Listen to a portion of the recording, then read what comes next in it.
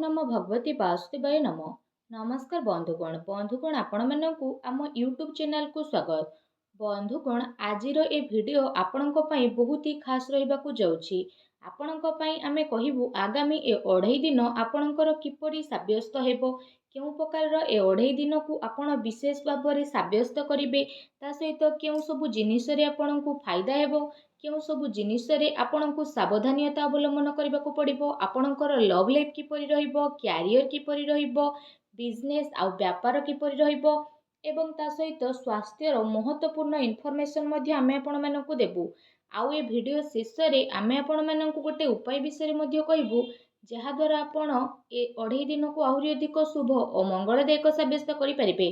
तेणु आगो को वीडियो आरंभ करबा पूर्व आमर आपनकु रिक्वेस्ट कि जदि आपण आमर ए चैनल ले नुआ आछंती तो चैनल को सब्सक्राइब करिनेबा सह पाखरे थिबा नोटिफिकेशन बेल को मध्ये ऑन करंतु, या द्वारा समय समय रे नुआ नुआ वीडियो नोटिफिकेशन आपनक पाखरे पहुंचीबो। आसंतु जानिबा किपरि रहिबो आपणक पई विशेष भाबरे ए 2.5 दिन। जदि आमे सबुठारु प्रथमे कहिबा कि ए दिन रे कोन आपणक पई विशेष भाबरे पॉजिटिव रहिबा पई जाउछि, जदि आमे कहिबा फ्रेंड्स ए दिन रे आपण किछि राजनीति लोकंक सहित साक्षात हेबो एवं आपणकर लोकप्रियता बढ़िबो, ता सहित जन संपर्कर दायरा मध्ये विस्तृत हेबो।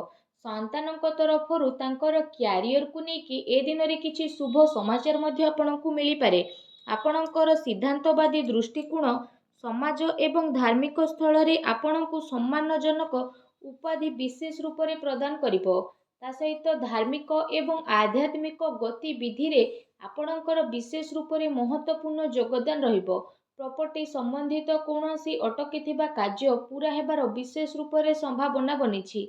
ए दिनर समय आपणकु भल खराबर स्थिति देखैबो, ता सहित भाग्य एवं संतान संबंधित कार्य रे मध्य आपणकु विशेष रूप रे सुविधा प्रदान करिबो। आपणकर विवेक एवं आदर्शवादी स्वभाव आपणक पई महत्वपूर्ण उपलब्धि को नेकी आसीबो। ता सहित ए दिन रे ग्रहर स्थिति आपणक पई काफी संतोषजनक रहउची। जो माने आपणकर खिलाफ रे थिले सेही लोक माने आपणक सपक्ष को आसीबा पई जाउछंती। आउ संबंध रे मध्य आपणकर काफी सुधार आसीबो। सबु कार्य आपणकर शांतिपूर्ण रूप रे सुधुरी मध्य जीव। भावुकता द्वारा बेमारिक दृष्टिकोण आपणकर कार्य रे रही जीव। ता सहित आपणकर सकारात्मक एवं संतुलित भावना आपणको आगको बढ़ेबा एवं निजर कार्य को सुचारू रूप रे संपन्न करिबारे सहायता प्रदान करिबो। घरे कौनसी धार्मिक उत्सवर आयोजन मध्य विशेष रूप रे हेबो, ता सहित आपण पुणी थरे निजे निजकु ताजा अनुभव करिवे।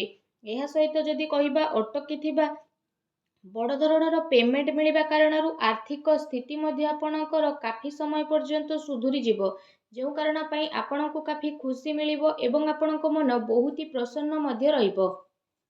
आसंतु जानिबा ए दिन रे कोन नेगेटिव रहिबो। कोनोसी प्रकारर उधारीरु आपण दूरी रुहंतु। धन लेण देण संबंधित कार्य करिबा ठारू छलना बा धोकार आपण शिकार होई पारती। कोनोसी भी कार्य करिबारे अधिक भाबी चिंती कि आपण आपणको टाइम लगांतु नाही। एहा द्वारा समय आपणको हातरू बाहरी पारे। सामाजिक संपर्क को मधुर बनेकी रखिबार अति आवश्यकता रहिछि। केबे केबे किछि नकारात्मक पुरुणा कथा पुणी थरे मध्य उठी पारे, जो कारण पई आपण निजर मन बलरे काफी टाइम पर्यंत कमी अनुभव करिवे। निजर स्वभाव को पॉजिटिव बनेकी रखंतु। एहा सहित ए कथार मध्य आपणको ध्यान देबार आवश्यकता रहिछि कि आपणकर सरल स्वभावर किछि लोक माने नाजायज फायदा मध्य उठाई पारती, जो कारण पई आपणकर मनर स्थिति किछि विचलित मध्य होई पारे। अन्यर प्रोब्लेम को सुलझेबारे आपणकर केते सारा महत्वपूर्ण कार्य मध्य अटकी पारे। ता सहित काहा सहित जदि किछि प्रतिज्ञा बा प्रॉमिस करिसेंती ताको पूरा करंतु, नचेत समाज रे आपणकर इमेज खराब होई पारे एवं किछि लाभदायक मौका मध्य आपणको हातरू बाहरिबार संभावना रहिछि। एहा सहित जदि कहिबा देखैबा प्रवृत्ति ठारू आपण विशेष रूप रे दूरी रुहंतु। ए समय रे धन संबंधित किछि नुकसानदायक स्थिति देखा देबो। सेथिपाई कौनसी भी प्रकारर निवेश को ए दिन रे आपण दूरी रखंतु। संतान संबंधित विवाद रे मध्य ध्यान रखंतु कि भाईଙ୍କ सहित संबंध आपणकर खराब न हेउ ପିଲାଙ୍କର ଗତିବିଧିରେ ଧ୍ୟାନ ରଖିବାର ଅତି ଆବଶ୍ୟକତା ରହିଛି। ତାଙ୍କର କିଛି ଭୁଲ ଆଦତ ବା ସଙ୍ଗତ ଆପଣଙ୍କୁ ପ୍ରୋବ୍ଲେମରେ ପକାଇପାରେ। ତେଣୁ ତାଙ୍କୁ ସକାରାତ୍ମକ କାର୍ଯ୍ୟରେ ବ୍ୟସ୍ତ କରିବା ଆପଣଙ୍କ ପାଇଁ ଅତି ଆବଶ୍ୟକତା ରହିଛି, ଯାହା ଭବିଷ୍ୟତ ପାଇଁ କାଫି ଲାଭଦାୟକ ସିଦ୍ଧ ହେବ। ଆସନ୍ତୁ ଜାଣିବା ଏ ଦିନରେ ଆପଣଙ୍କର ଲଭ୍ ଲାଇଫ୍ କିପରି ରହିବ। ଘରର ମାହୋଲ ଅନୁଶାସିତ ଏବଂ ଖୁସି ଭରା ଏ ଦିନରେ ରହିବ। ପ୍ରେମ ସମ୍ବନ୍ଧରେ ମର୍ଯ୍ୟାଦା ବନେଇ ରଖିବାର ଆବଶ୍ୟକତା ରହିଛି।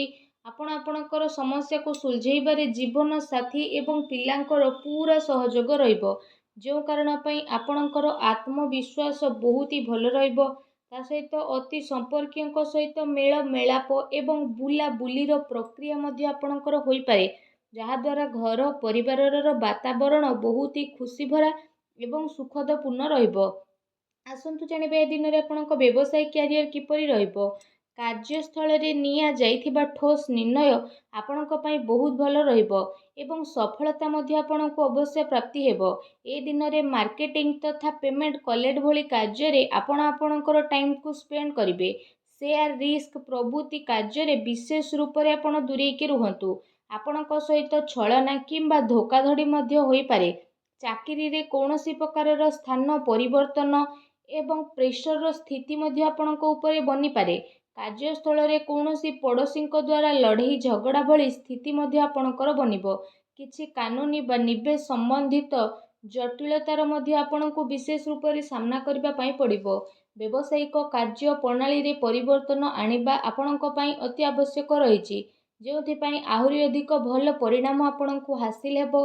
ତା ସହିତ ବ୍ୟବସାୟିକ ପ୍ରତିଷ୍ଠାନରେ ଅନୁଭବୀ ଏବଂ ପରିବାରର ବରିଷ୍ଠ ଲୋକଙ୍କର ଅନୁମତି ଏବଂ ସହମତି ଦ୍ୱାରା କାର୍ଯ୍ୟ କରିବା ଦ୍ୱାରା କାଫି ସମସ୍ୟା ସବୁ ଆପଣଙ୍କର ଆସାନୀରେ ଦୂରେଇ ଯିବ।